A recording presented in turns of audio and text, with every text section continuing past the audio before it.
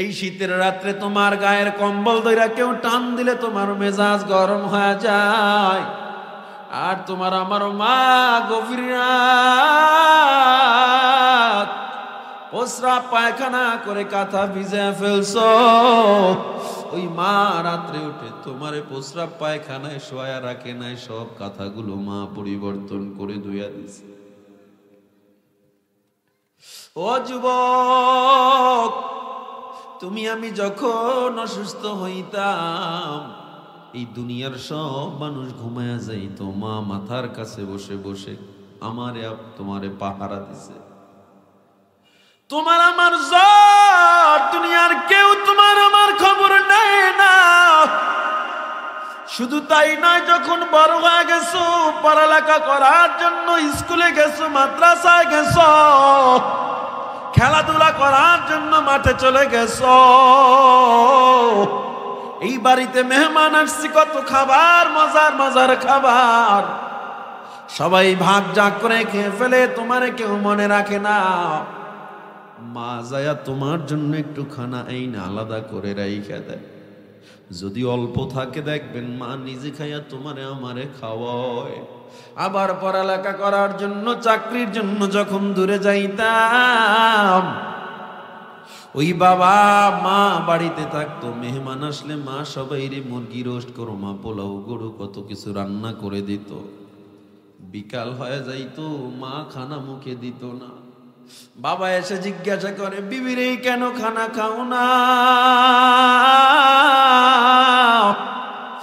মায়ের ঠোঁট দুইটা থর থর করে কাঁপে, মা কোনো জবাব দিতে পারে না।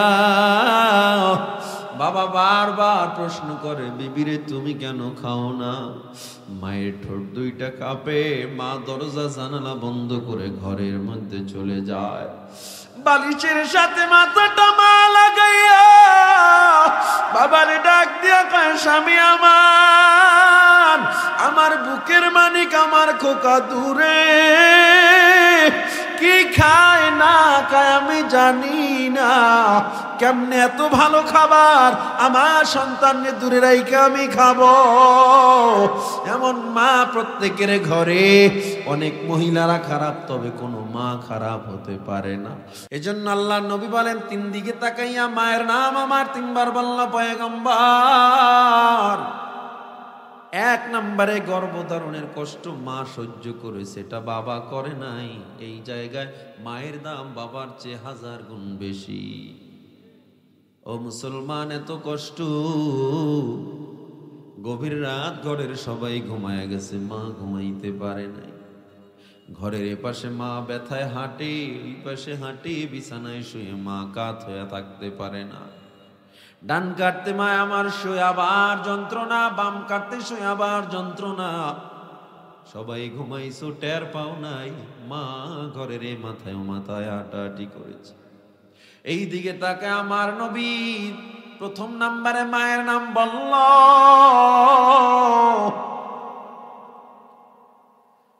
তোমার আমার পেটে যদি 1 কেজি 2 কেজি পাথর বেঁধে দেওয়া হয়, 1 দিন 2 দিনের বেশি রাখতে পারব না। আর তোমার আমার মা তোমাকে আমাকে 10 মাস পর্যন্ত গর্ভে রাখলো, কোনদিন অভিযোগ দেয় না আমার এত কষ্ট। কোনদিন বড় হয়েছি, কোনদিন আমাদের অভিযোগ মা দেয় না। এই জন্য গায়ের চামড়া খুলে যদি পাপোশ বানায় দেই, মায়ের ঋণ শোধ করা যাবে না। নবী আমার দ্বিতীয় নাম্বারে কেন মায়ের নাম বলল? লেবার পেইন, জন্মের সময় যে একটা কষ্ট, যেই কষ্ট মা সহ্য করেছে, দুনিয়ার কোনো বাবারা সহ্য করে না। চিকিৎসা বিজ্ঞান বলে, কোনো মানুষের ব্যথা যদি 40 ইউনিট হয়, ওই মানুষ দুনিয়াতে আর বাঁচতে পারে না। তুমি আমি যখন দুনিয়াতে আসছি, মায়ের ব্যথা ছিল 56 ইউনিটেরও বেশি। 40 ইউনিট ব্যথায় মানুষ মারা যায়, 56 ইউনিট ব্যথা সহ্য করে মা তোমারে আমারে রাগ করে ফালায়া দেয় না। এমন কোন ইতিহাস পাওয়া যায় না। এত মাকে কষ্ট দিয়ে দুনিয়াতে আসছি, আমার গলা টিপে মা মেনে ফেলেছে, তুই আমারে এমন কেন কষ্ট দিস? বরঞ্চ দেখা যায় চেহারার দিকে তাকায়া মা যেন সব ব্যথা ভুলে যায়, বুকে জড়ায় মা সব ব্যথা ভুলে কপালে চুমু খায়। ঠিক কিনা জোরে কও। আসলা মানুষ দুনিয়াতে লাথি দিয়ে মায়ের কলি যাতে, তারপরেও মা কত খুশি, তারপরেও মা কত খুশি। সন্তান বিনে কিছু বুঝে না, যেই মায়ের দোতলে জান্নাত সন্তানের ঠিকানা। মায়ের মতো দরদি কেউ এই দুনিয়ায় পাইবা না, যেই মায়ের পদতলে জান্নাত সন্তানের ঠিকানা। দ্বিতীয় নাম্বারে নবী মায়ের নাম বলল, কারণ জন্মধারণের কষ্ট, গর্ভের মা যখন আপনারা আমারে ভূমিষ্ঠ করেছে, এই কষ্ট বাবা সহ্য করে না। কোনো মা সহ্য করে, কোনো বাবা সহ্য করে না। তৃতীয় নাম্বার আবার আমার নবী কেন মায়ের নাম বলল? তৃতীয় নাম্বারে বলার কারণ, লালন পালনের কষ্ট যা মা সহ্য করে, এটা কোনো বাবা সহ্য করে না। তুমি আমি বাইরে ঘুরতে গেছি, টেনশন নাই, সন্তান লালন পালন মা করতেছে। আমরা বর্তমান সরকারের কাছে একটা আবদার জানাই, বিগত দিনে এত আন্দোলন, এত আমরা করেছি কাদিয়ানীদেরকে কাফের ঘোষণা করার জন্য, আমাদের কোনো কথা ভ্রুক্ষেপে নেয় নাই। এবার আমরা একটা যৌক্তিক দাবি জানাই, মুসলমানের হৃদয়ের কথা জানাই, কাদিয়ানীদেরকে আমরা রাষ্ট্রীয়ভাবে কাফের ঘোষণা দেখতে চাই। ঠিক কিনা? রাষ্ট্রীয়ভাবে তারা অমুসলিম ঘোষণা হতে হবে, এটা মুসলমানের হৃদয়ের দাবি। কারণ মুসলমান সব কিছু মেনে নিতে পারে, আল্লাহ নবীর ইজ্জত নিয়ে কেউ কথা বললে তা কোনো মুসলমান মেনে নিতে পারে না। সহিহ বুখারীর হাদিস, পয়গম্বর বলেন, লা ইউমিনু আহাদুকুম হাত্তা আকুনা আহাব্বা ইলাইহি মিন ওয়ালিদিহি ওয়া ওয়ালাদিহি ওয়ান নাসি আজমাইন। তুমি মুমিন হতে পারবে না যতক্ষণ না পর্যন্ত তোমার মা বাবা, তোমার সন্তান এবং সব মানুষের চেয়ে আমি নবীকে বেশি ভালো না বাসবা। আজকে মাকে গালি দিলে তোমার মনটা খারাপ, তোমার বাবারে গালি দিলে মেজাজ গরম হয়, অথচ মায়ের এবং বাবার চেয়ে নবীর দাম কম না বেশি? কেমন বেশি? অল্প বেশি? হাজার হাজার কোটি গুণ বেশি। মাকে গালি দিলে যদি তোমার মনটা খারাপ হয়, আর নবীরে যদি নাস্তিকরা গালি দেয়, আমার নবীর খতমে নবুয়াতের উপরে কালেমা লাগায়, নবী শেষ নবী, আর পরে কেউ নবী দাবি করে, এমন গোস্তাকি করে, আর তোমার অন্তরে যদি না লাগে, মনে করবা মা বাবারে যতটুকু ভালোবাসো এখনো, তার চেয়ে বেশি তো দূরের কথা, ততটুকু ভালো নবীরে বাসতে পারি নাই। ঠিক কিনা? আমরা যে যেই দলের হই না কেন, আমাদের নবী তো একজন। ঠিক কিনা? আমরা যে যেই দল করি না কেন, যে মাসলাকের হই না কেন, আমার আল্লাহ কয়জন? ধর্ম আমাদের কয়টা? আমাদের কিতাব মহাগ্রন্থ একটা, কি নাম? কোরআন। এ মুসলমান ইমানদার, তবে আমি মনে প্রাণে বিশ্বাস করি যে যেই মাসলাকের হোক না কেন, এখানে প্রত্যেকের অন্তরে নবীর জন্য, আল্লাহর জন্য আলাদা একটা জায়গা আছে। আছে না নাই?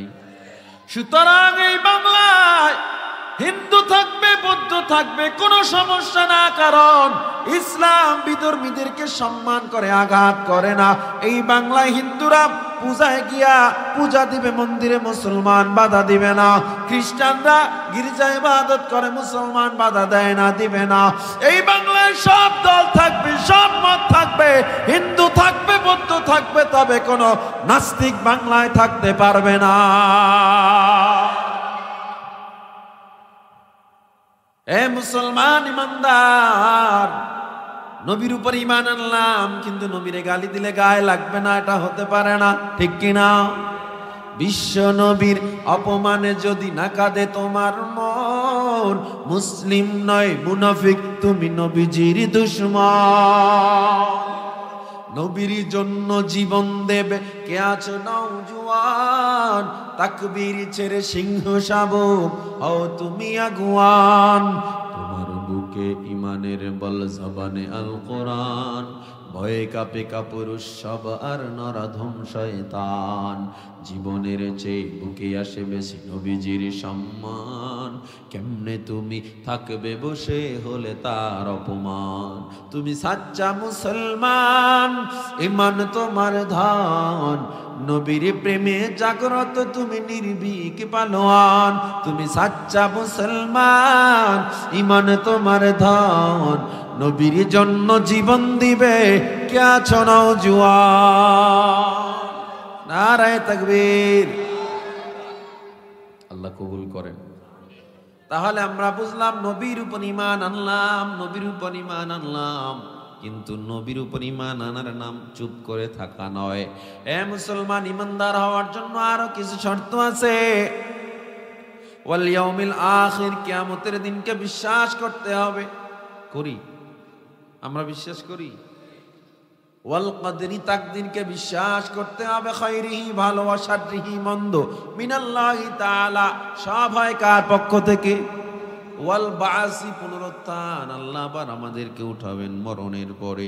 এই কথার উপরে বিশ্বাস আছে না নাই? তাহলে বোঝা যায় চারটা ধাপ, চারটা সিঁড়ি পারাইলে যে জান্নাত পাবো, এর এক নাম্বার সিঁড়ি আমরা পার হয়ে গেছি। ঈমানদার আমরা আছি, আমরা ঈমান আমাদের মধ্যে বিদ্যমান আছে। সবাই বলেন আলহামদুলিল্লাহ। জান্নাতে যাওয়ার জন্য, আল্লাহকে পাওয়ার জন্য আরো কয়টা গুণ লাগবে? কয়টা গেল? কয়টা লাগবে? কয়টা আরো?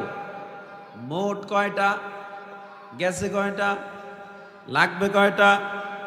আল্লাহ তাআলা বলে তোমার মধ্যে ঈমান আছে, হবে না। ওয়া আমিলুস সালিহাত,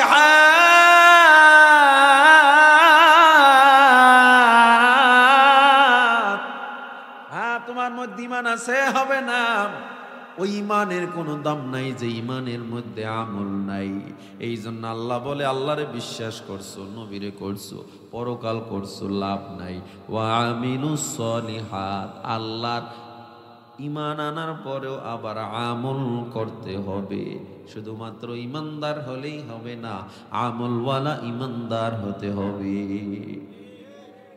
আমি মাওলানা, আমি মুফতি, আমি বড় বক্তা, আমি বড় খতিব, আমি বড় ইমাম, আমি বড় শাইখুল হাদিস, আমি বুখারী পড়াই, মুসলিম পড়াই, কিন্তু আমি নামাজ পড়লাম না। কিন্তু একজন রিকশাওয়ালা রিকশা চালায়, কোরআন জানে না, হাদিস জানে না, আলেমদের থেকে শিখে শিখে সে নামাজটা পড়ে, হারাম খায় না। আমার মতো হাজার কোটি আলেমের চেয়ে ওই রিকশাওয়ালার দাম আল্লাহর দরবারে বেশি, কারণ তার মধ্যে নামাজ আছে, আমল আছে। আমলের দাম অনেক বেশি। ঈমান হলেই হয় না, আমলের দরকার আছে। আমলের মধ্যে সবচেয়ে বড় আমল এবং শ্রেষ্ঠ আমলের নাম হলো নামাজ। ইন্নাস সালাতা তানহা আনিল ফাহশাই ওয়াল মুনকার। নামাজ এমন এক ইবাদত, যেই নামাজ তুমি যদি নিজের জীবনে সেটিং করে নাও, আল্লাহ তাআলার পয়গম্বর বলে, আল্লাহ তাআলা বলেন, একটা নামাজ শুধু তোমার গুনাহ থেকে ফিরাবে না, সব ধরনের ফাহেসা, অযাচিত খারাপ কাজ থেকে নামাজ তোমারে ফিরিয়ে রাখবে। নামাজ পড়ি আমরা, শুধু ফজরটা যায় না, সব পড়েন? আল্লাহ, এখানে 3 ভাগের 2 ভাগ মানুষই ফজর পড়ে না, এটাই বাস্তব। মানে না না মানে, আর 2 ভাগও হইতে পারে। নামাজ পড়েন কয় হুজুর পড়ি, খালি ফজরটা যায়, আছে না নাই? ফজরের নামাজি দিয়েই তো নামাজি মাপা হয়। আপনি কত বড় নামাজি, এটা ফজর দিয়ে হইল পরীক্ষা করা লাগবে। ঠান্ডার মধ্যে উজু বানাইতে মনে চায় না, ল্যাপ কম্বল ফালাতে মনে চায় না, কিন্তু যারা ল্যাপ কম্বল ফালাইয়া আল্লাহর দরবারে সিজদা দিল, তারা কি দুনিয়ায় টাকা পাইছে মনে আল্লাহর থেকে? না রে বান্দা, না না। ইমানদার হওয়ার জন্য তোমার অনেক শর্ত আছে। আমলওয়ালা যদি না হও, আল্লাহর দরবারে কোনো দাম পাওয়া যাবে না। আমলের অনেক দাম। ও যুবক, ওই কিয়ামতের ময়দানে মা তোমারে জিজ্ঞাসা করবে না, বাবা তোমারে জিজ্ঞাসা করবে না। সন্তান মাকে ছেড়ে পালাবে, মা সন্তানকে ছেড়ে পালায়া যাবে। একটুখানি নেকের তরে রোজ হাসরের মাঠেতে বাবা ঘুরবে ছেলের পিছে, ছেলে বাবার আগেতে। আহা তেমন কঠিন দিনেতে নামাজ দিবে সান্ত্বনা, ঠিক মতো পড়িলে নামাজ জান্নাত তোমার ঠিকানা। নামাজ আছে, রোজাও আছে, মানলাম। আপনি নামাজও পড়েন মাশাআল্লাহ, রোজাও রাখেন, পর্দাও করেন, সুদ খান না, ঘুষ খান না, হারাম খান না, অন্যায় করেন না, পরের হক মেরে খান না, সমাজের মানুষের খবর নেন, ভালোবাসেন, কিন্তু মা বাবার সাথে ভালো ব্যবহার করেন না। এই আমলের কোনো দাম আল্লাহর দরবারে নাই। এই ফেনীতে এমন কোনো মানুষ নেই যারা মা বাবার সাথে খারাপ ব্যবহার করে নাই। ফেনীতে থাকলেও ওই পাঁচগাছিয়া নাই, পাঁচগাছিয়া থাকলেও মাথিয়ারায় নাই। আল্লাহ তাআলা মা বাবার ব্যাপারে কত বড় কথা বলেছেন। আল্লাহ তাআলা বলেন, وَقَضَى رَبُّكَ أَلَّا تَعْبُدُوا إِلَّا إِيَّاهُ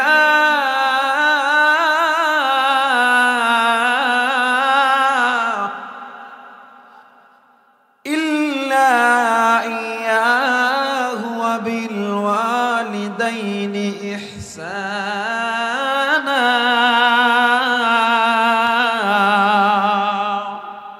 عندك الكبر أحدهما أو كلاهما فلا تقل لهما أف ولا تنهرهما। মা বাবার ব্যাপারে আল্লাহ তাআলা পবিত্র কোরআনে বলেন, মা বাবার সাথে এমন কথাও বলা যাবে না যে মা বাবা উফ শব্দ পর্যন্ত বলছে, উফ ফালা তাকুল লাহুমা উফ। কোরআনে আল্লাহ বলে দিয়েছে যে উফ এই শব্দটা পর্যন্ত মা বাবা বলতে পারবে না, তুমি এমন ব্যবহার করবা। কিন্তু এমন সন্তান পাওয়া যায় মা বাবার সাথে খারাপ ব্যবহার তো করে, মা বাবার গায়ে হাতও তুলে, আসে না নাই? ও টাকাওয়ালা, ও ক্ষমতাওয়ালা, তুমি যত বড় টাকাওয়ালা হও, যত বড় ক্ষমতাওয়ালা হও, যত বড় আলেম হও, মা বাবার বেজার রাখিয়া ওই কাবায় গিয়া 40 বার যদি তওয়াফ করো, তওয়াফ কবুল হবে না। মা বাবার বেজার করিয়া তুমি যত বড় আবেদ দাবি করো, যত তাবলীগের সময় লাগাও, যত সিজদা দাও, কপালে কালো দাগ ফালাও, মা বাবা বেজার, আল্লাহ তোমার উপরে বেজার। আজ মা বাবার সাথে যেই ব্যবহার করবা, কসম খোদার লিখে নাও, তোমার সন্তানও তোমার সাথে বড় হয়ে সেই ব্যবহার করবে।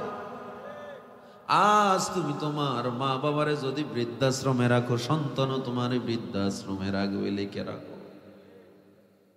আল্লাহ নবীর দরবারে একজন সাহাবা নবীর দরবারে আসার পর, ইদা জাআ রাজুলুন ইলা রাসূলিল্লাহি সাল্লাল্লাহু আলাইহি ওয়াসাল্লাম, আল্লাহর নবীর দরবারে একজন সাহাবী আসলেন। সাহাবী আসার পর ফাকালা, নবীকে বার বললেন, এই বাঁশিগুলো বাজায় কে?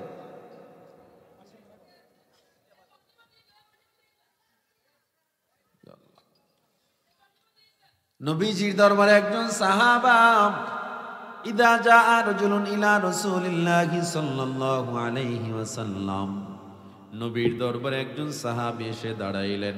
ফাকালা ইয়া রাসূলুল্লাহ, হে আমার পয়গম্বর, মান আহাক্কু বিহুসনিন সাহাবাতি, মা বাবার মধ্যে আমি কার সাথে ভালো ব্যবহার, উত্তম ব্যবহার করব? ক্বালা উম্মুকা, আমার নবী বলেন তোমার মা। ক্বালা তুম্মা মান ইয়া রাসূলুল্লাহ, ও নবী এরপরে কে? ক্বালা উম্মুকা, নবী আবার বলে তোমার মা। ক্বালা তুম্মা মান, নবী এরপরে কে? নবী আবার বলে তোমার মা। ক্বালা তুম্মা মান, নবী এরপরে কে? ক্বালা আবাকা, নবী এরপরে বলে তোমার বাবা। তাহলে আমার নবী মায়ের নাম বলল 3 বার, বাবার নাম বলল 1 বার। তাইলে মনে হয় মায়ের দাম বাবার চেয়ে অনেক বেশি? না না, আবার কয় বেশি? আমি কই না, হেরা কয় আবার বেশি। বেশি না কেন? কোন হাদিস দ্বারা, কোন কোরআনের আয়াত দ্বারা মাকে বেশি সম্মান দেওয়া হয়েছে, বাবাকে কমাই দেওয়া হয়েছে এরকম নাই। এক এক হাদিসে এক এক ভাবে বর্ণনা। কোন হাদিস মায়ের সম্মানে, কোন হাদিস বাবার সম্মানে। তাহলে এখানে নবী 3 বার কেন বলল? প্রশ্ন আছে না নাই? এখানে হাদিসের শানে উরুদে বলা হয়, সহিহ বুখারীর হাদিস।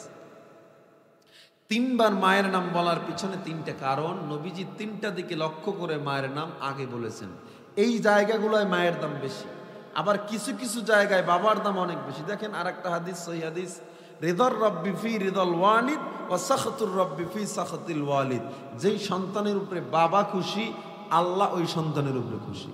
যেই সন্তানের উপরে বাবা বেজার, আল্লাহ ওই সন্তানের উপরে বেজার। এখানে কিন্তু মায়ের কথা বলা হয় না। তাইলে মায়ের দাম কম? এজন্য আল্লাহ নবী বলেন 3 দিকে তাকাইয়া মায়ের নাম আমার 3 বার বলল পয়গম্বর। 1 নম্বরে গর্ভধারণের কষ্ট মা সহ্য করেছে, এটা বাবা করে নাই। এই জায়গায় মায়ের দাম বাবার চেয়ে 1000 গুণ বেশি। ও মুসলমান, এত কষ্ট, গভীর রাত ঘরের সবাই ঘুমায় গেছে, মা ঘুমাইতে পারে নাই। ঘরের এপাশে মা ব্যথায় হাঁটে, ওই পাশে হাঁটে, বিছানায় শুয়ে মা কাত হয়ে থাকতে পারে না। ডান কাটতে মা আমার শুয়ে আবার যন্ত্রণা, বাম কাটতে শুয়ে আবার যন্ত্রণা। সবাই ঘুমাইছো, টের পাও নাই, মা ঘরের মাথায় মাথায় হাঁটাহাঁটি করেছে। এই দিকে তাকে আমার নবী 1 নম্বরে মায়ের নাম বলল।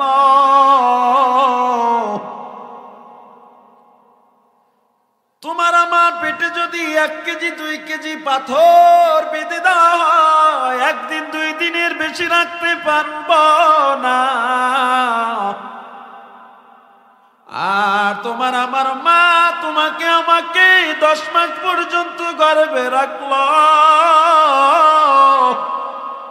কোনদিন অভিযোগ দেয় না আমার এত কষ্ট। কোনদিন বড় হয়েছি, কোনদিন আমাদের অভিযোগ মা দেয় না। এই জন্য গায়ের চামড়া খুলে যদি পাপোশ বানায় দেই, মায়ের ঋণ শোধ করা যাবে না। নবী আমার 2য় নম্বরে কেন মায়ের নাম বলল? লেবার পেইন, জন্মের সময় যে একটা কষ্ট, যেই কষ্ট মা সহ্য করেছে দুনিয়ার কোনো বাবারা সহ্য করে না। চিকিৎসা বিজ্ঞান বলে কোনো মানুষের ব্যথা যদি 40 ইউনিট হয়, ওই মানুষ দুনিয়াতে আর বাঁচতে পারে না। তুমি আমি যখন দুনিয়াতে আসছি, মায়ের ব্যথা ছিল 56 ইউনিটেরও বেশি।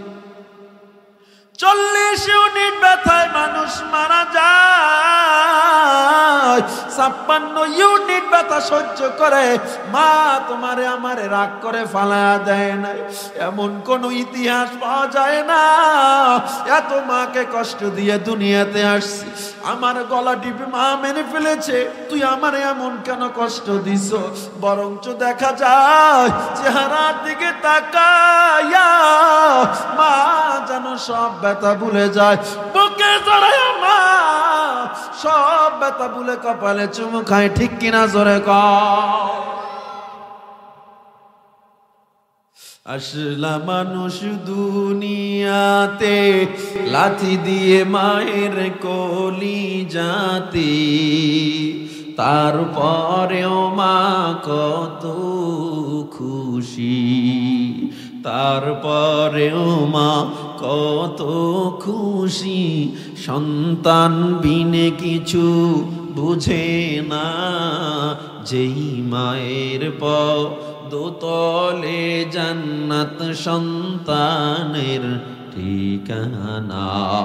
মায়ের মতো দরদি কেউ এই দুনিয়ায় পাইবা না, যেই মায়ের পদতলে জান্নাত সন্তানের ঠিকানা।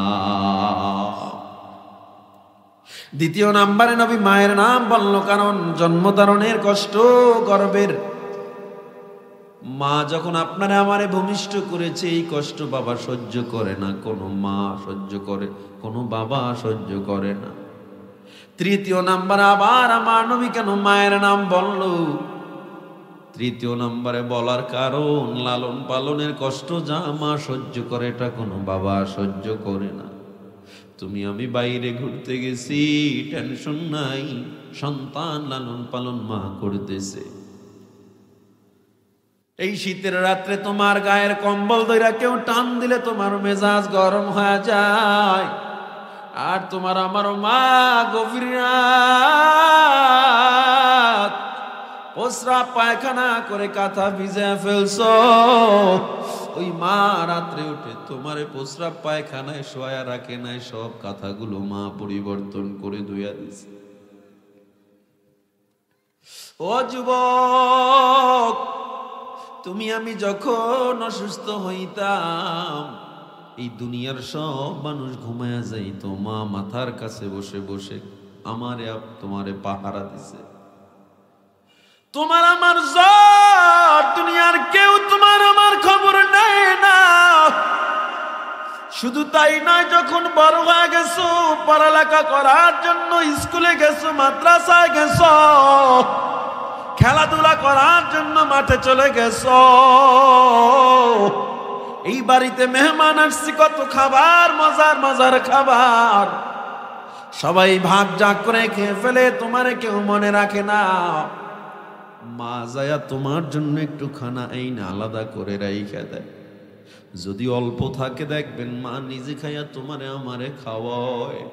আবার পড়ালেখা করার জন্য, চাকরির জন্য যখন দূরে যাইতাম, ওই বাবা মা বাড়িতে থাকতো, মেহমান আসলে মা সবাইরে মুরগি রোস্ট করো, মা পোলাও, গরু, কত কিছু রান্না করে দিত। বিকাল হয়ে যাইতো, মা খানা মুখে দিত না। বাবা এসে জিজ্ঞাসা করে, বিবিরে কেন খানা খাও না? মায়ের ঠোঁট দুইটা থর থর করে কাঁপে, মা কোনো জবাব দিতে পারে না। বাবা বারবার প্রশ্ন করে, বিবিরে তুমি কেন খাও না?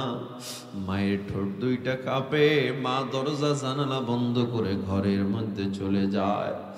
বালিশের সাথে মাথাটা মা লাগাইয়া বাবারে ডাক দিয়া কয়, স্বামী আমার, আমার বুকের মানিক, আমার খোকা দূরে, কি খায় না খায় আমি জানি না, কেমনে এত ভালো খাবার আমার সন্তানকে দূরে রাইখে আমি খাবো? এমন মা প্রত্যেকের ঘরে।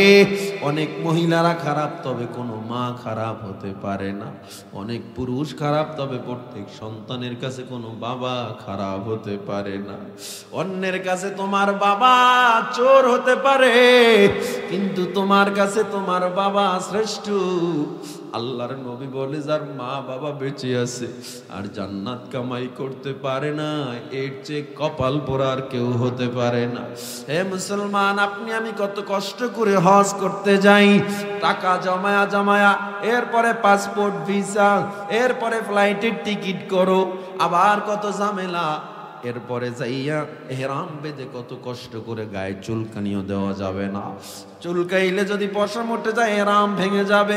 এরপরে কাবায় গিয়া 7 বার তাওয়াফ করলা, সাই করলা, সাফা মারওয়ায় দৌড়াইলা, মাথা কামাইলা, এরপরেও জমরতে গিয়া পাথর মারলা। এ মুসলমান, মিনা আরাফা মুজদালিফায় দৌড়াইলা, এরপরে তো গ্যারান্টি দিতে পারবা না কি আমার হজটা কবুল হয়েছে।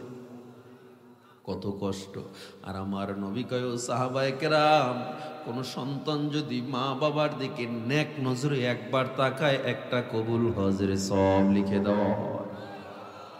সাহাবায়ে কেরাম বলে, ও নবী আমার, আমরা যদি 2 বার মা বাবার দিকে তাকাই না এক নজরে, আমার নবী বলে 2টা কবুল হজের সওয়াব। নবী এবার নিজের থেকে বলে, ওয়া ইন মাররা, যদি বারবার তাকায়, আল্লাহ তাকে বারবার কবুল হজের সওয়াব দিয়া দেয়। খিদমতে মাদার পে দর কুন সুবহ শাম, তাকে বাসি দর্দ আলম নে কোনা। হে মুসলমান ইমানদার, ও ফানির মুসলমান, যার মা বাবা বেঁচে আছি, মা বাবার সাথে আর খারাপ ব্যবহার করা যাবে না। 2 নম্বরে শর্ত আমল লাগবে। আমলের মধ্যে একটা গুরুত্বপূর্ণ আমল হলো মা বাবার খেদমত। আমি নামাজ নিয়ে লম্বা টাইম আলোচনা করতে পারতাম, রোজা নিয়ে পারতাম, এগুলো নিয়ে তো জুমার মসজিদে 1000 বছর ধরে আলোচনা চলতেছে। অনেক মানুষ নামাজও পড়ে, আল্লাহরেও মানে, কিন্তু মা বাবার সাথে ভালো ব্যবহার করে না, এমন লোক আছে না নাই? এই জন্য বলে গেলাম, তুমি আজকে যেই অবস্থানে আছো, যতটুকু শান্তিতে আছো, আল্লাহর কসম মা বাবার দোয়া ছাড়া এতটুকু তুমি আসতে পারো না। কোন এক নামাজের মুসাল্লায় মা নামাজের পর মালিকের সাথে হাত দুইটা উঠে বলেছিল, আল্লাহ আমার সন্তানরে তুমি খারাপ ভাবে রাখবা না, শান্তিতে রাখবা, ওরে রিজিকে তুমি কষ্ট দিবা না। কোনো একদিন মা তোমার জন্য দোয়া করছিল, বিধায় তুমি আজকে 2 লোকমা খানা খাওয়ার সুযোগ পাইতেছো। এই জন্য যার মা অথবা বাবা বেঁচে আছে, অথবা মা বাবা বেঁচে আছে, মা বাবার সাথে আমরা কখনো খারাপ ব্যবহার করব না। একটু আল্লাহকে হাত দুইটা দেখায় দেই, নারায়ে তাকবীর। হাত নামান। আর যার মা নাই বাবা নাই, শুধু দোয়া করবেন, রব্বির হামহুমা কামা রব্বায়ানি সগীরা। পারা যাবে তো ইনশাআল্লাহ? তাইলে আমরা আমল পাইলাম, মা বাবার খেদমত, নামাজ, রোজা, হজ, যাকাত এগুলো আদায় করতে হবে। পাশাপাশি সুদ খাওয়া যাবে না, ঘুষ খাওয়া যাবে না, পরের হক নষ্ট করা যাবে না, অন্যায় করা যাবে না, অন্যের জমির আইল কেটে নিজের মধ্যে ঢুকানো যাবে না, ওজনে কম দেওয়া যাবে না। পারা যাবে তো ইনশাআল্লাহ?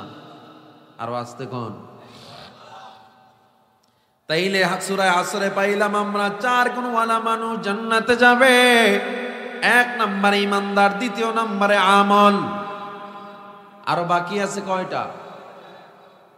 3 নম্বরে ওয়াতাওয়াসাউ বিল হক, সত্যের উপদেশ দাও, সত্য প্রচারের উপদেশ দাও। নিজে সত্যের উপরে থাকো, হকের উপরে থাকো, মিথ্যার উপরে থাকা যাবে না। আমর বিল মারুফ নাহি আনিল মুনকার, সৎ কাজের আদেশ দাও, অসৎ কাজ থেকে মানুষকে ফিরায় রাখো। এই কাজগুলো আমাদের অধিকাংশের মধ্যে নাই, ঠিক কি না? ইমাম ইমামতি করে, কমিটির গোলামি করে, চাকরি যাবে গা, এই জন্য হক কথা কয় না, আছে না নাই? বক্তা বক্তাগিরি করে, হক কথা কয় না, ভয়। আল্লাহ কয় কাজ হবে না, যত বড় আলেম হও, যত বড় তুমি ইমানদার হও, আমলওয়ালা হও, যে হও না কেন, জি হও না কেন, হক কথা বলতে হবে, সৎ কাজের আদেশ, অসৎ কাজ থেকে মানুষকে ফেরাতে হবে। 4 নম্বরের গুণ ওয়াতাওয়াসাউ বিস সাবর, ধৈর্যের উপদেশ দাও, নিজেও ধৈর্য ধরো। ধৈর্য আমগো আসেনি? আছে? নাই নাই, ধৈর্য নাই। ধৈর্য কারে কয়? সবর কাকে বলে কেউ বলতে পারেন? ধৈর্য, এই যে ধৈর্য ধরছেন 25 বছর, 30 বছর, একজন বিয়ে করে নাই চট্টগ্রাম একটা মাহফিলে, ধৈর্যের কথা জিজ্ঞেস করে, হুজুর আমার ধৈর্য আছে কেমনে? 25 বছর হয়ে গেছে, একটা প্রেম করে স্যাক খাইছিলাম, এখনো বিয়ে করি নাই, ধৈর্য ধরে আছি। তাইলে হ্যার ধৈর্য কি ধৈর্য? এটা কি জান্নাতের জরিয়া না জাহান্নামের জরিয়া? এখন আপনাদের মধ্যে থেকে কেউ যদি আমারে কয়, হুজুর আজকে 1 বছর ধরে আমি সুদের টাকা পাই অমুকের কাছে, ঘুরায় কিছু কই না, ধৈর্য ধরতেছি, এটাও তো ধৈর্য। তবে এই ধৈর্য হলো জাহান্নামের ধৈর্য, ঠিক না? তাহলে মূল ধৈর্য কোনটা? আসেন আল্লাহ তাআলা কি বলেন ধৈর্যের ব্যাপারে। আল্লাহ তাআলা বলেন, وَلَنَبْلُوَنَّكُمْ بِشَيْءٍ مِّنَ الْخَوْفِ وَالْجُوعِ وَنَقْصٍ مِّنَ الْأَمْوَالِ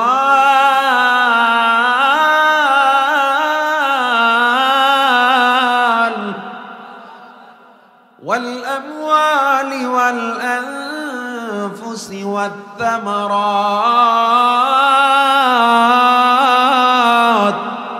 আল্লাহ তাআলা বলেন ধৈর্য, আমি আল্লাহ তোমায় পরীক্ষায় ফেলাবো, ক্ষুধার পরীক্ষা দিব। ঘরে চাল থাকবে না, ডাল থাকবে না, অর্থ থাকবে না, আমি আল্লাহ দেখবো তুমি গ্রামীণ ব্যাংকে দৌড় দিয়ে যে সুদে টাকা নামাইছো কিনা, ব্র্যাক ব্যাংক থেকে তুমি দৌড়াইয়া গিয়া টাকা নামাই আনছো কিনা কিস্তিতে সুদে, নাকি ধৈর্য ধরছো আল্লাহ যত কষ্ট হারাম খাবো না, তোমার উপরে ভরসা করে ধৈর্য ধরে আছি, এটার নাম ধৈর্য। ওয়াল খাউফ, আমি আল্লাহ ভয়ের মধ্যে ফেলাবো, তোমার ঈমান চলে যাবে, এমন একটা পরিস্থিতি চলে আসবে, ঈমান চলে যাচ্ছে, তুমি আগুনে পড়ানো হচ্ছে, ঈমান ছাড়ো, ধৈর্যওয়ালা বলবে আগুনে পড়তে রাজি, আমি ঈমান ছাড়তে রাজি না, এটির নাম ধৈর্য। যুদ্ধের ময়দান থেকে ডাক আসবে জীবন দেওয়ার জন্য, আল্লাহ তাআলা দেখবেন তুমি বিবি বিধবা হওয়ার ভয় করতেছো, সন্তান ইয়াতীম হওয়ার ভয় করতেছো, নাকি আল্লাহর রাস্তায় জীবন দেওয়ার জন্য চলে যাচ্ছ, এগুলোর নাম ধৈর্য, এগুলোর নাম ভরসা। নবীজির দরবারে একদিন আবু লুবাবা রাদিয়াল্লাহু তাআলা জিজ্ঞাসা করে, পয়গম্বর আপনি মদিনায় হঠাৎ করে কেন কান্না করে ওঠেন? মদিনায় নবী আমার বিভিন্ন সময় কোনো কথা নাই বার্তা নাই, হঠাৎ করে কান্না করে উঠছেন। নবী আমার কে আবু লুবাবা আমি কেন কান্না করি জানো? আমার তলহার কথা মনে পড়ে যায়। তলহার কথা মনে পড়ে নবী কেন কাঁদে জানো? আমার নবী কয়, ও সাহাবা, আমি যখন উহুদের ময়দানে রক্তাক্ত বেঈমানরা আমারে যখন আঘাত করে দাঁত ভেঙে ফেলেছে, আমি যখন রক্তে আমি রঞ্জিত, বেঈমানরা আমায় তীর মারা শুরু করেছে, তলহা রাদিয়াল্লাহু তাআলা লাফ দিয়ে সামনে গিয়ে দাঁড়াইয়া বুকটারে ঘুরাইয়া দিছে তীরের দিকে। ওই তলহার গায়ে সেদিন একটা আর দুইটা না 70টা তীর বর্ষার আঘাত তলহার গায়ে লেগেছিল। কি তাদের জীবন! এদিক দিয়ে একজন কালো সাহাবা নবীর দরবারে শিকার, পয়গম্বর আমি এত কালো, আমার বাড়ি নাই, আমার থাকার জায়গা নাই, কেউ আমার সাথে বিয়া বসতে চায় না, মদিনার কোনো মেয়ের আমায় পছন্দ করে না, আল্লাহ কি আমারে পছন্দ করবে নাকি? আমার নবী কয়, তলহা আল্লাহ কোন মানুষের গায়ের কালার দেখে ইমানদার নির্বাচন করে না। আমি বললাম ইনশাআল্লাহ তুমিও জান্নাতে যাইবা। আর মদিনার কোন মেয়েরা তোমার সাথে বিয়ে বসতে চায় না। আমি নবী বললাম মদিনার সর্বশ্রেষ্ঠ সুন্দরী তোমার বউ হবে। সুবহানাল্লাহ। সাহাবায়ে কেরামরা অবাক, যেই তলহার সাথে কোন কালো মেয়েরা পর্যন্ত বিয়ে বসতে চায় না, যেই তলহার সাথে মদিনার কোন ফ্যামিলি আগাতে চায় না, কারণ তলহার চেহারা নাই, বয়স নাই, ঘর নাই, বাড়ি না, কেমনে মদিনার সর্বশ্রেষ্ঠ সুন্দরী তার বউ হবে? নবী আমার এবার একটা চিঠি লিখলেন। কোন বর্ণনায় নবী ডাইরেক্ট সাদরে বলে দিলেন। চিঠিটা হাতে দিয়া কয়, যাও যাও মদিনার নেতা ইবনুল ওয়াহাবকে গিয়া প্রস্তাব দাও বিয়ার ব্যাপারে। এইবার সাহাবায়ে কেরাম আরো অবাক। ইবনুল ওয়াহাব মদিনার নেতা, এত বড় নেতা, এত সম্ভ্রান্ত ফ্যামিলি, এরা royal family, elite class family, এদের সাথে সাদের বিয়ে হবে কল্পনা করা যায়? কিন্তু নবীজি বলছে কথার দাম আছে না নাই?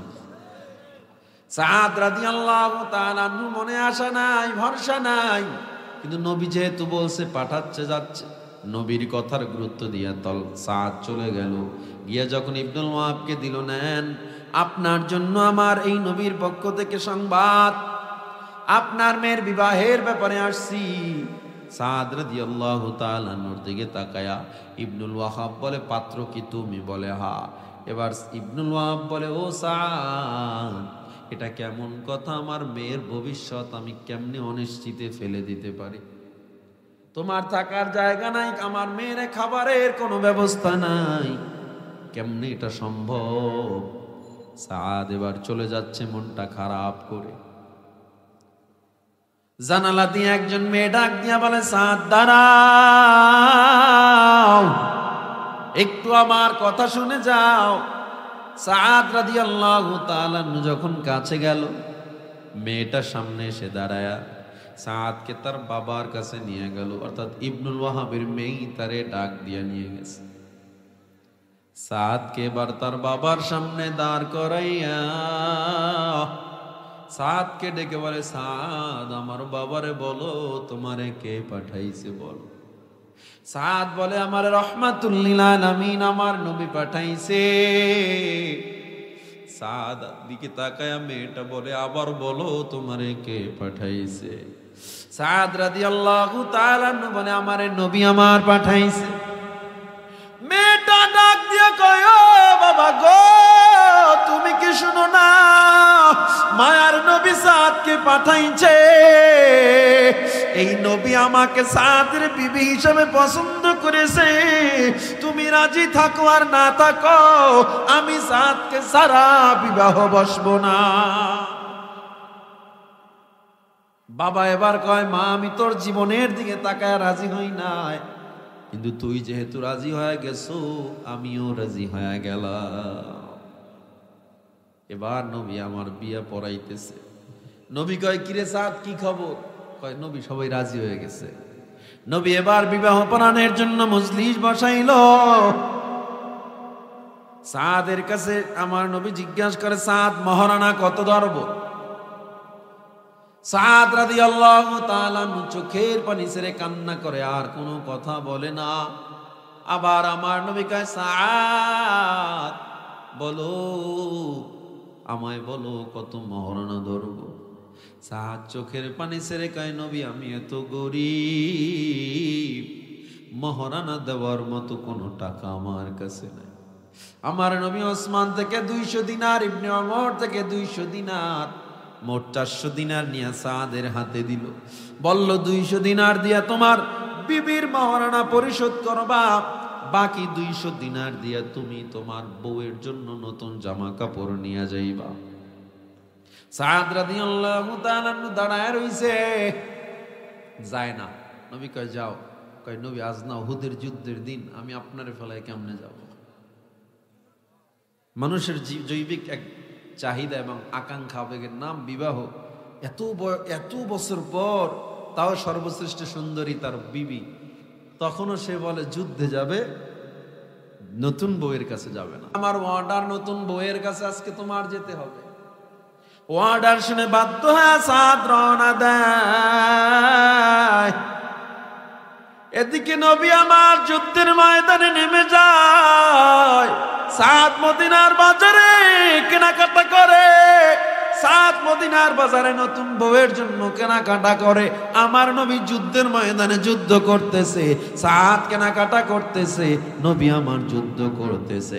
হঠাৎ মদিনার বাজারে আওয়াজ সাদের কানে ভেসে আসলো, মানুষ বলা বলি করে, দৌড়দৌড়ি করে।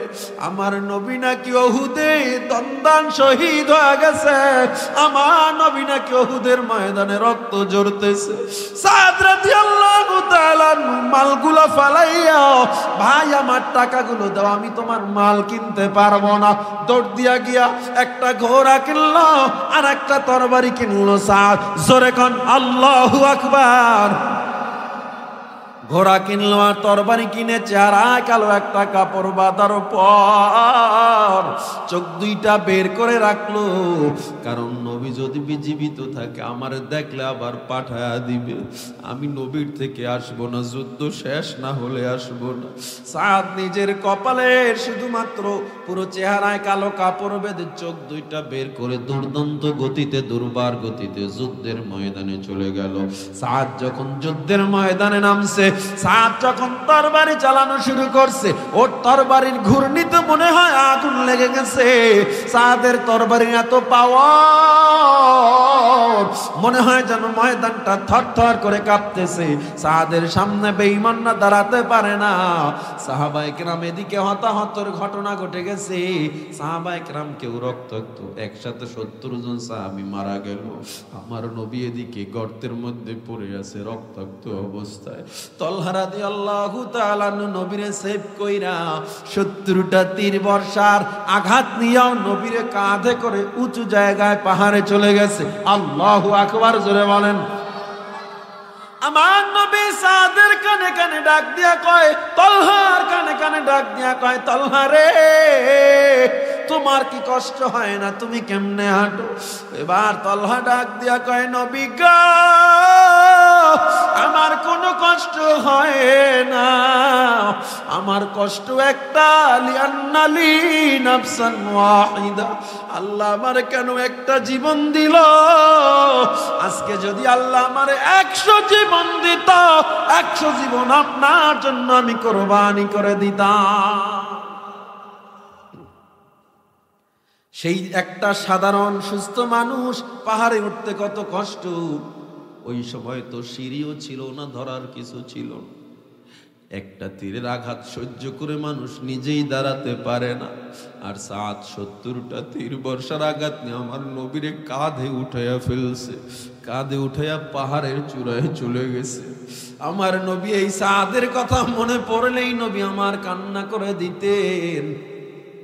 নবী আমার উঁচু জায়গায় বসিয়া ময়দানের দিকে তাকায় দেখে চেহারায় কালো কাপড় বেঁধে কে যেন যুদ্ধ করতেছে দুর্বার বেগে।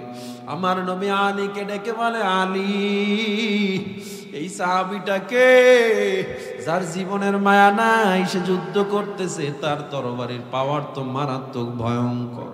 হযরত আলী কয়, নবী আমরাও চিনি না, চেহারায় কালো কাপড় বাঁধা চিনতে পারি না। কে সেই সাহাবা মনে আছে? সাদ রাদিয়াল্লাহু তাআলা নতুন বিবির কাছে না যাইয়া যুদ্ধের ময়দানে যুদ্ধ করতেছে, কেউ চিনতেছে না। নবী আমার এক নজরে তাকানো,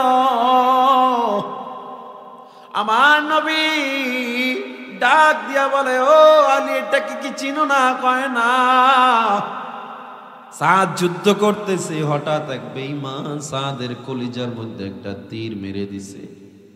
তীরটা এসে সাদের কলিজার মধ্যে ঢুকে পড়ছে। সাদ এবার ঘোড়ার পিঠ থেকে জমিনে পড়ে গলা কাটা মুরগির মতো ছটফট ছটফট করতেছে।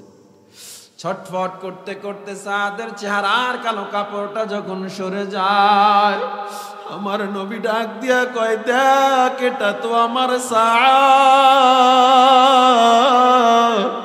ওরে আমি নতুন বিবির কাছে পাঠাইছিলাম, ও নতুন বিবির কাছে না যাইয়া দেখ জীবনটারে কেমনে আল্লাহর রাস্তায় দিয়া দে। এবার নবী আমার নিজে অসুস্থ মানুষ, দৌড়ে গিয়া সাদ রে কোলে তুলে নিল। সাদের মাথা মুসা ডাক দিয়া কয়, রে সাদ তোমার কি কষ্ট হয় না? সাদ কয়, নবী কিসের কষ্ট? আজকে যদি আমি না আসতাম আপনার কোলে আমি কি চড়তে পারতাম নাকি? আল্লাহু আকবার। আজকে যদি আমি না আসতাম আপনার দামি হাত আমার মাথায় কে বুলাইতো। আমার নবী এত কান্না করে হাত্তা ইয়াবুল্লা লিহিয়াতাহু, নবীর দাড়ি ভিজে টপ টপ করে পানি সাদের চেহারায় পড়তেছিল।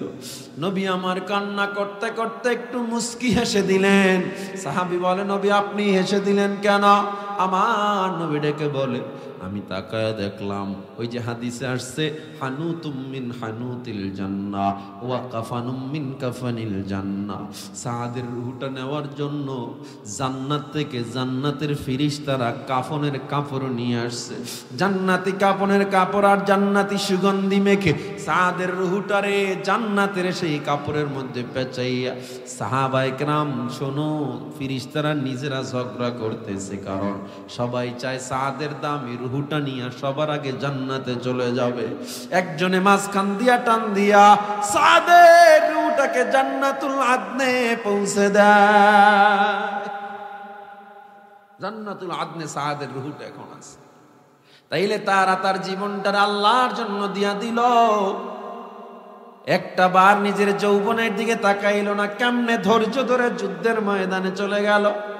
ও যুবক, ও বৃদ্ধ বাবা, ধৈর্যের অনেক দাম। ঘরে খাবার নাই, আল্লাহর কাছে বলবো, কোন মানুষের কাছে না। এ মুসলমান, সন্তান হয় না, জায়নামাজটা বিছে আল্লাহরে বলো। তোমার সন্তানের চাকরি হয় না, আল্লাহরে বলো। আমার আল্লাহ কয়, দুনিয়ার মানুষ চাইলে বেজার হয়, আমি আল্লাহর কাছে না চাইলে আমি আল্লাহ বেজার হই। ও যুবক, ও বৃদ্ধ বাবা আমার, তুমি কত বড় বিপদে পড়েছো, আল্লাহর কাছে বলে দেখো। আল্লাহর নবী বলেন, বান্দা যখন জায়নামাজের মুসাল্লা বিছাইয়া আল্লাহর কাছে বলে, আল্লাহ আমি বড় ঋণগ্রস্ত, আমি বড় অসহায়, আমি বড় গুনাহগার, ও আল্লাহ আমি এই সমস্যায় আছি, আল্লাহর কাছে বলার সময় চোখের পানি নাকের ডগায় আসার আগে আমার আল্লাহ দোয়াগুলো কবুল করে নেয়। তাইলে চাইবো কার কাছে? আমাদের ভরসা একমাত্র কে? আর জোরে বলেন, আল্লাহকে ছাড়া অন্য কারো কাছে চাওয়া যাবে? কারো পায়ে সিজদা দেওয়া যাবে? মাজারে সিজদা দেওয়া যাবে? এই কপাল কার জন্য? মনে থাকবে ইনশাআল্লাহ। বিপদে পরিচিত কার কাছে চাইব? আল্লাহর চেয়ে বড় ক্ষমতাধর পৃথিবীতে কেউ আছে? সুস্থ আপনাকে রাখার মালিককে, অসুস্থ বানানোর মালিককে, ইজ্জত বেইজ্জতি করার মালিককে। সুতরাং সব সময় ভরসা করব কার উপরে? চারটা গুণ, ঈমান, আমল, হক কথা, ধৈর্য, এই চার গুণের উপরে ইস্তেকামত থাকতে হবে। সূরা আসরের এই নির্দিষ্ট চারটা গুণকে আল্লাহ আমাদের মরণ পর্যন্ত আমাদের জীবনে সেটিং করে প্র্যাকটিক্যালি মুসলিম হওয়ার তৌফিক দান করেন। জোরে বলেন আমিন। আল্লাহ আজকের মাহফিল কবুল করেন। আজকের মাহফিল আরো